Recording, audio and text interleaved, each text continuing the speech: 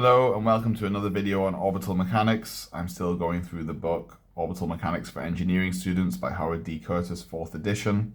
I'm up to problem 2.21. I'm going to do 2.21, 2.22 and 2.23. I'm going to try and skip through them quite quickly because they're not difficult.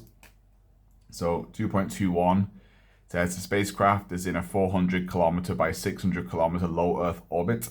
How long in minutes does it take to coast from perigee to apogee?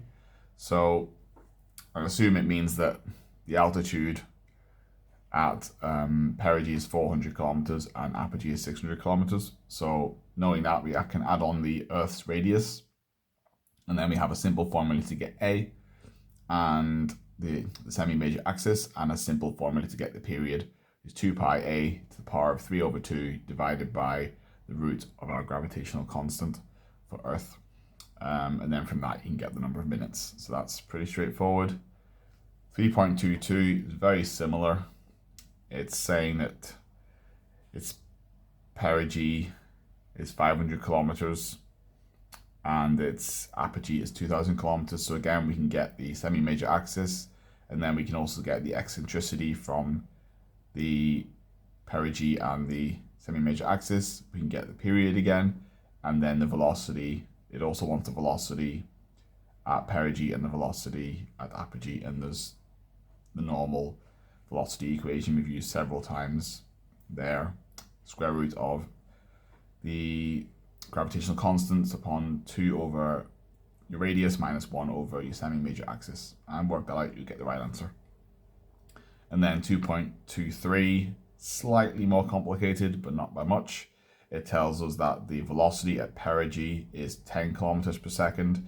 And since we know it's at perigee, we know that the velocity is pointing straight up. So we can create a vector from that, 0, our velocity 0. And we know the radius is pointing straight out, or it's not negative here. This is the way I've drawn it.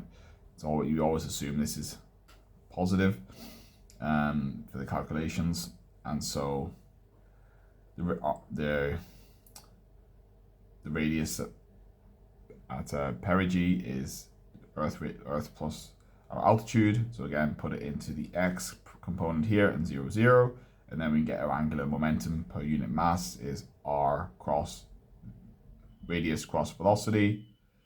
And then we got that. We can get our eccentricity. With this, we can actually, this RP over RP can be 1, and RP can sit in there. Not the best simplification. And then you can get our semi-major axis here. And it's also asking for the flight angle, which is this equation. That's the velocity radial over the velocity tangential. That gives us the flight angle. Just take the tan inverse of that to get your flight angle.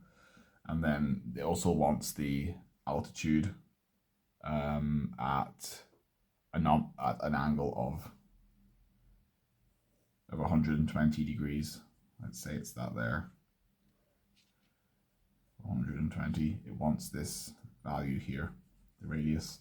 So we can get that just by plugging it into our radius equation, which is the semi-major axis upon 1 minus the eccentricity squared, all divided by 1 plus eccentricity cos theta, which is the angle. And that will give you your radius. And then to get your altitude, just knock off the Earth's radius. It'll give you the right answer. So that's it. The MATLAB scripts will be in the description. If you have any comments or you think I've made a mistake, leave them below. Thank you very much. Goodbye.